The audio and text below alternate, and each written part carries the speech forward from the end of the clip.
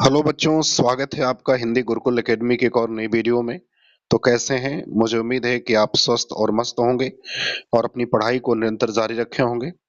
यदि आप हमारे चैनल पर पहली बार हैं तो आप इसको सब्सक्राइब करें, और यदि आपने इसको सब्सक्राइब किया है तो लाइक और शेयर जरूर करें।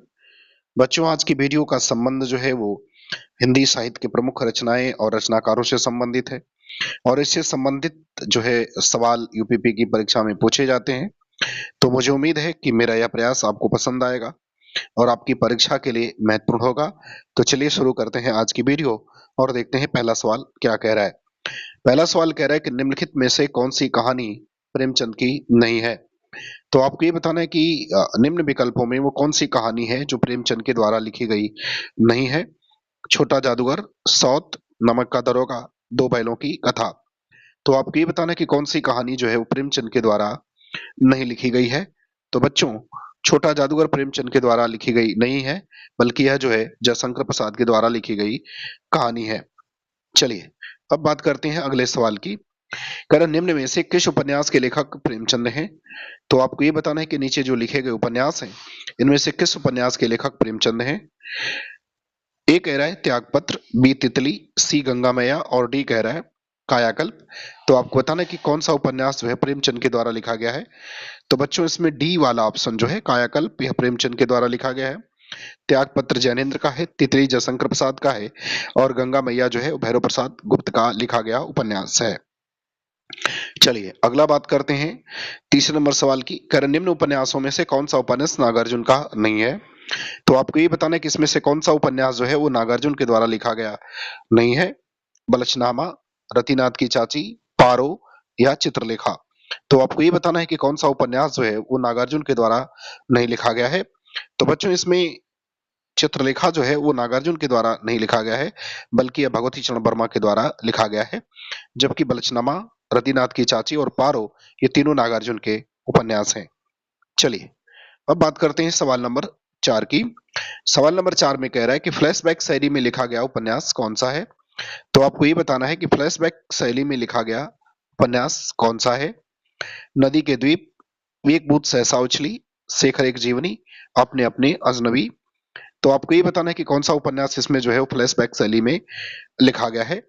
तो बच्चों, इसमें शेखर एक जीवनी जो है वो फ्लैशबैक शैली में लिखा गया है, और किसकी है? अज्ञे की है। बाकी सभी भी रचनाएं अज्ञे की है, लेकिन उनकी यह रचना, उनका यह उपन्यास फ्लैशबैक शैली में लिखा गया है। चलिए सवाल नंबर 5वां कह रहा है कि सूरज का सातवां घोड़ा और गुनाहों का देवता किसकी रचनाएं हैं। तो आपको ये बताना है कि सूरज का सातवां घोड़ा और गुनाहों का देवता ये रचना किसकी है। मोहन राकेश की है, नरेश मेहता, जैनेन्द्र या धर्मवीर भारती। तो आपको बताना है कि सूरज का सातवां घोड़ा और गुनाहों का देवता ये दोनों रचनाएं किसके द्वारा लिखी गई हैं। तो बच्चों, सूरज का सातवां घोड़ा और गुनाहों का देवता ये दोनों उपन्यास हैं और दोनों धर्मवीर भारती के द्वारा लिखे गए हैं। तो पांचवें का ऑप्शन नंबर डी जो है वो सही हो जाएगा। चलिए बात करते हैं सवाल नंबर 6वें की। कह रहा है कि आधे अधूरे किस विधा की रचना है। तो आपको ये बताना है कि आधे अधूरे जो है वो किस विधा की रचना है, इसकी विधा बतानी है। नाटक है, कहानी, उपन्यास या संस्मरण। तो आपको बताना है कि आधे अधूरे जो है वो किस विधा की रचना है। तो बच्चे, आधे अधूरे जो है वो एक नाटक है, मोहन राकेश के द्वारा लिखा गया है। तो क्या है? नाटक है। तो आधे अधूरे की विधा जो हो गई वो नाटक हो गई। चलिए अब हम लोग बात करते हैं सवाल नंबर 7वें की। कर चंद्रकांता किसका उपन्यास है। तो बच्चों, आपको ये बताना है कि चंद्रकांता उपन्यास जो है किसके द्वारा लिखा गया है। भारतेंदु हरिश्चंद्र, देवकीनंदन खत्री, प्रेमचंद या भगवती चरण वर्मा। तो बताना है बच्चों की चंद्रकांता किसके द्वारा लिखा गया उपन्यास है। भारतेंदु हरिश्चंद्र के द्वारा, देवकीनंदन खत्री के द्वारा, प्रेमचंद के द्वारा या भगवती चरण वर्मा के द्वारा। तो बच्चों, ये उपन्यास जो है वो देवकीनंदन खत्री के द्वारा लिखा गया है, अर्थात 7वें का बी ऑप्शन जो है वो सही हो जाएगा। चलिए अब बात करते हैं सवाल नंबर 8। अकाल में सारस किसकी रचना है। आपको ये बताना है कि अकाल में सारस ये किसकी रचना है। ये कविता संग्रह है। तो अब बताना है कि किसकी है। हजारी प्रसाद द्विवेदी, शिवमंगल सिंह सुमन, निराला या केदारनाथ सिंह। तो आपको बताना है कि अकाल में सारस किसके द्वारा लिखी गई रचना है। हजारी प्रसाद द्विवेदी के द्वारा, शिवमंगल सिंह सुमन के द्वारा, निराला के द्वारा या केदारनाथ सिंह के द्वारा। तो बच्चों, यह रचना जो है केदारनाथ सिंह के द्वारा लिखी गई है, अर्थात ऑप्शन नंबर डी जो है वो सही हो जाएगा। तो 8वें का ऑप्शन क्या सही होगा। तो डी सही होगा, और अकाल में सारस जो है एक कविता संग्रह है। चलिए सवाल नंबर 9 में क्या कह रहा है, कह रहा है गेहूं और गुलाब के लेखक कौन है। तो आपको बताना है कि बच्चों गेहूं और गुलाब जो है वो रचना किसकी है, इसके लेखक कौन है। श्याम सुंदर दास, राहुल सांकृत्यायन, रामवृक्ष बेनीपुरी, वृंदावन लाल वर्मा। तो आपको बताना है कि गेहूं और गुलाब के लेखक कौन है। बच्चों ये सारे प्रश्न मैंने 9वीं 10वीं और 11वीं 12वीं की किताब से उठाए हैं, तो आपको बताना है कि कौन से इसके लेखक कौन है। तो बच्चों इसके लेखक जो है वो रामवृक्ष बेनीपुरी है, अर्थात ऑप्शन नंबर सी जो है वो सही हो जाएगा। चलिए अब बात करते हैं सवाल नंबर 10वें की। सवाल नंबर 10वें में कह रहा है कि भारत वर्षोन्नति कैसे हो सकती है, हिंदी गद्य की विधा है। तो आपको ये बताना है कि भारत की वर्षोन्नति कैसे हो सकती है, यह किस विधा की रचना है। नाटक है, उपन्यास है, कहानी है या निबंध है। तो आपको भारत वर्षोन्नति कैसे हो सकती है इसकी विधा के बारे में बताना है कि नाटक है, उपन्यास है, कहानी है या निबंध है। तो बच्चों जो है यह एक निबंध रचना है और किसकी है, भारतेंदु हरिश्चंद्र की है। चलिए अब हम लोग बात करते हैं सवाल नंबर 11 की। ल्हासा की ओर किस लेखक द्वारा लिखा गया है। तो आपको ये बताना है कि ल्हासा की ओर किस लेखक के द्वारा लिखा गया है। चूंकि यात्रा वृत्तांत है, मुंशी प्रेमचंद, मुक्तिबोध, अमृतलाल नागर, राहुल सांकृत्यायन। तो आपको बताना है कि ल्हासा की ओर किस लेखक के द्वारा लिखी गई रचना है। मुंशी प्रेमचंद की है, मुक्तिबोध की है, अमृतलाल नागर की है या राहुल सांकृत्यायन की है। तो बच्चों यह राहुल सांकृत्यायन की रचना है, अर्थात ऑप्शन नंबर डी जो है वो 11 का सही हो जाएगा। चलिए सवाल नंबर 12 देखते हैं। खर चंद्रगुप्त नाटक किसकी रचना है। आपको ये बताना है कि चंद्रगुप्त नाटक जो है वो किसके द्वारा लिखा गया है। तो आपको चंद्रगुप्त नाटक के बारे में बताना है, किसके द्वारा लिखा गया है। मोहन राकेश, जयशंकर प्रसाद, प्रेमचंद या जैनेन्द्र। तो आपको ये बताना है कि चंद्रगुप्त नाटक जो है वो किसके द्वारा लिखा गया है। मोहन राकेश के द्वारा, जयशंकर प्रसाद के द्वारा, प्रेमचंद के द्वारा या जैनेन्द्र के द्वारा। तो बच्चों चंद्रगुप्त जो नाटक है वो जयशंकर प्रसाद के द्वारा लिखा गया है, अर्थात ऑप्शन नंबर बी जो है 12 का सही हो जाएगा। चलिए सवाल नंबर 13, करक कुटच किसका निबंध संग्रह है। तो आपको ये बताना है कि कुटच नामक निबंध संग्रह किसके द्वारा लिखा गया है। शांति प्रिय द्विवेदी, हजारी प्रसाद द्विवेदी, कुबेरनाथ राय या विद्यानिवास मिश्र। तो आपको बताना है कि कुटच जो है निबंध किसके द्वारा लिखा गया है। ए कह रहा शांति प्रिय द्विवेदी, बी कह रहा हजारी प्रसाद द्विवेदी, सी कह रहा कुबेरनाथ राय और डी कह रहा विद्यानिवास मिश्र। तो बच्चों कुटच के बारे में बताना है। तो बच्चों कुटच निबंध संग्रह जो है वो हजारी प्रसाद द्विवेदी का है, तो ऑप्शन नंबर बी जो है 13 का सही हो जाएगा। चलिए बात करते हैं सवाल नंबर 14 की। प्रिय प्रवास किसकी कृति है। तो आपको ये बताना है कि प्रिय प्रवास जो है वो किसके द्वारा लिखा गया है या किसी कृति है। मैथिली शरणगुप्त की, हरिऔध की, बालमुकुंद गुप्त की या श्रीधर पाठक की। तो प्रिय प्रवास के बारे में आपको बताना है। बच्चों प्रिय प्रवास हिंदी खड़ी बोली का पहला महाकाव्य है, जिसका प्रकाशन 1914 में हुआ था और इसके लेखक हैं अयोध्या सिंह उपाध्याय हरिऔध, अर्थात बी ऑप्शन जो है आपका सही हो जाएगा। तो 14 का कौन सा सही होगा, बी हो जाएगा। चलिए अब बात करते हैं सवाल नंबर 15 की। सवाल नंबर 15 में कह रहा है कि यशोधरा किसकी रचना है। तो आपको बताना है कि यशोधरा किसके द्वारा लिखी गई रचना है। हरिऔध, श्रीधर पाठक, मैथिली शरणगुप्त या जयशंकर प्रसाद। तो आपको बताना है कि यशोधरा जो है वो किसके द्वारा लिखी गई रचना है। हरिऔध की है, श्रीधर पाठक की, मैथिली शरणगुप्त की या जयशंकर प्रसाद की है। तो बच्चों यशोधरा जो है वो मैथिली शरणगुप्त के द्वारा लिखी गई रचना है, अर्थात ऑप्शन नंबर सी जो है वो सही हो जाएगा। तो 15 का उत्तर कौन सा सही होगा, सी हो जाएगा। चलिए 16 नंबर सवाल में बताइए, पुष्प की अभिलाषा कविता किसके द्वारा लिखी गई है। तो सवाल नंबर 16 के बारे में बताना है। पुष्प की अभिलाषा कविता किसके द्वारा लिखी गई है। रामचंद्र शुक्ल, सूर्यकांत त्रिपाठी निराला, माखनलाल चतुर्वेदी, हजारी प्रसाद द्विवेदी। तो आपको बताना है कि पुष्प की अभिलाषा कविता किसके द्वारा लिखी गई है। रामचंद्र शुक्ल के द्वारा, सूर्यकांत त्रिपाठी निराला के द्वारा, माखनलाल चतुर्वेदी के द्वारा या हजारी प्रसाद द्विवेदी के द्वारा। तो बच्चों पुष्प की अभिलाषा जो है वो माखनलाल चतुर्वेदी की रचना है, अर्थात ऑप्शन नंबर सी जो है वो सही हो जाएगा। चलिए अब बात करते हैं सवाल नंबर 17 की। सवाल नंबर 17 में पूछ रहा है कि अशोक के फूल निबंध संग्रह किसका है।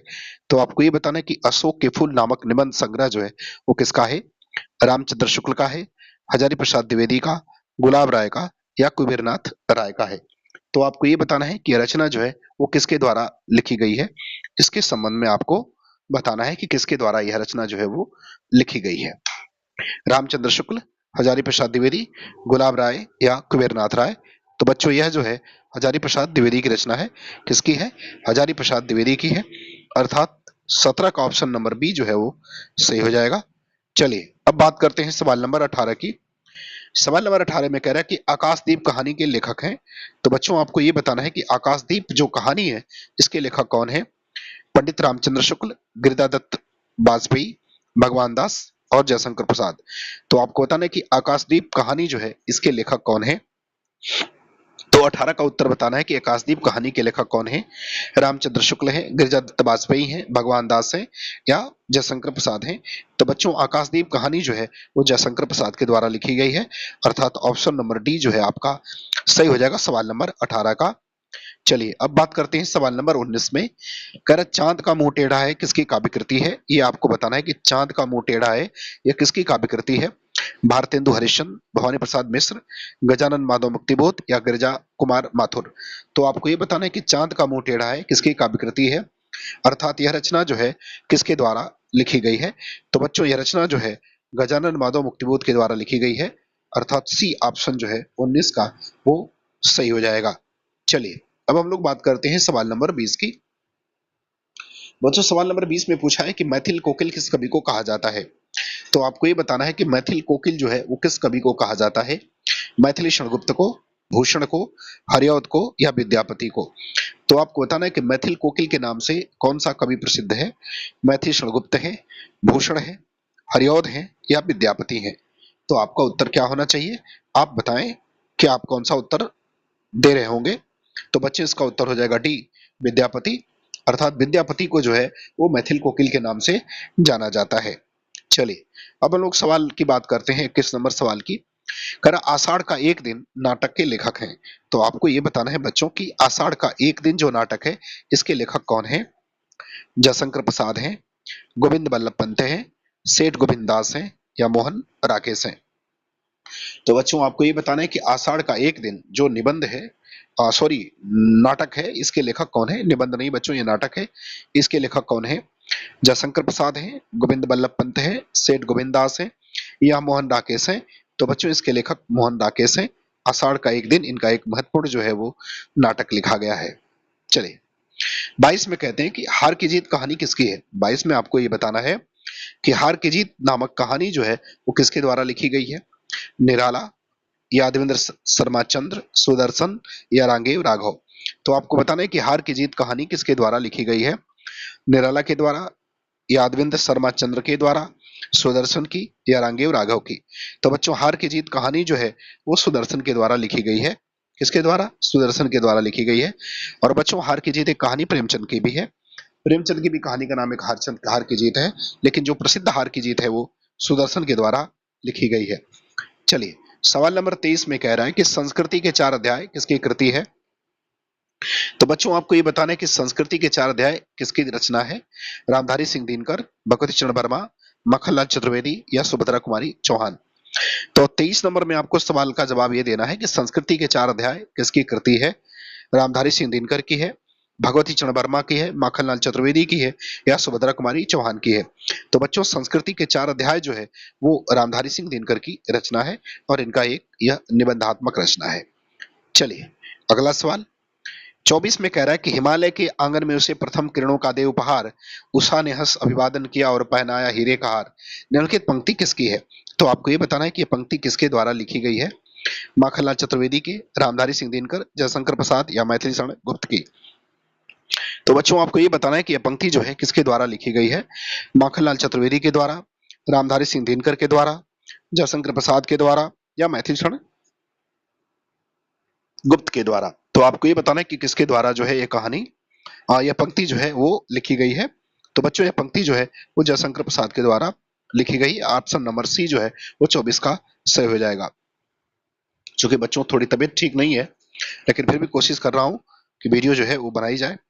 चलिए सवाल नंबर 25 में कह रहा है किस युग के काव्य में सामाजिक तथा पौराणिक विषयों का विस्तार हुआ। तो आपको ये बताना है कि किस युग के काव्य में सामाजिक तथा पौराणिक विषयों का विस्तार हुआ। भारतेंदु युग में, छायावादी युग में, द्विवेदी युग में या रहस्यवादी युग में। तो आपको ये बताना है कि किस काव्य के युग के काव्य में सामाजिक तथा पौराणिक विषयों का विस्तार हुआ था। तो बच्चों वह युग था द्विवेदी युग, अर्थात ऑप्शन नंबर सी जो है आपका सही हो जाएगा। तो 25 का उत्तर सी हो जाएगा। चलिए सवाल नंबर 26 में कह रहा है कि स्थूल के प्रति सूक्ष्म का विद्रोह छायावाद के संबंध में यह परिभाषा किसकी है। तो आपको बच्चों ये बताना है कि स्थूल के प्रति सूक्ष्म का विद्रोह छायावाद के संबंध में यह परिभाषा किसने दी है। आचार्य रामचंद्र शुक्ल ने, डॉक्टर रामकुमार वर्मा की, डॉक्टर नगेंद्र की, या आचार्य नंदुलाल वाजपेयी की। तो आपको ये बताना है कि छायावाद के संबंध में यह परिभाषा किसके द्वारा दी गई है। तो बच्चों यह परिभाषा जो है डॉक्टर नगेंद्र के द्वारा दी गई है। ऑप्शन नंबर सी जो है वो आपका सही हो जाएगा। चलिए अब हम लोग बात करते हैं सवाल नंबर 27 की। कह रहा दूसरा सप्तक किस वर्ष प्रकाशित हुआ। तो आपको ये बताना है कि दूसरा सप्तक जो है वो किस वर्ष प्रकाशित हुआ था, इसके बारे में आपको बताना है। 1943 में, 1950 में, 1951 में और 1959 में। तो आपको बताना है कि दूसरा सप्तक किस वर्ष प्रकाशित हुआ था। तो बच्चों देखिए आगे के संपादकत्व में कुल 4 सप्तक प्रकाशित हुए, 1943, 1951, 1959 और 1979। तो दूसरा पूछा है तो दूसरा का प्रकाशन हुआ था 1951 में, अर्थात सी ऑप्शन जो है आपका सही हो जाएगा। चलिए बात करते हैं सवाल नंबर 28 की। फांस किसका प्रसिद्ध उपन्यास है। तो आपको ये बताना है कि बच्चों फांस जो है वो किसका प्रसिद्ध उपन्यास है, ये बताना है आपको है। बच्चों फांस जो है ये 2018 के यूपीएसआई में सवाल में ये पूछा था, प्रेमचंद का है, जैनेन्द्र का है, संजीव का है या मार्कंडेय का है।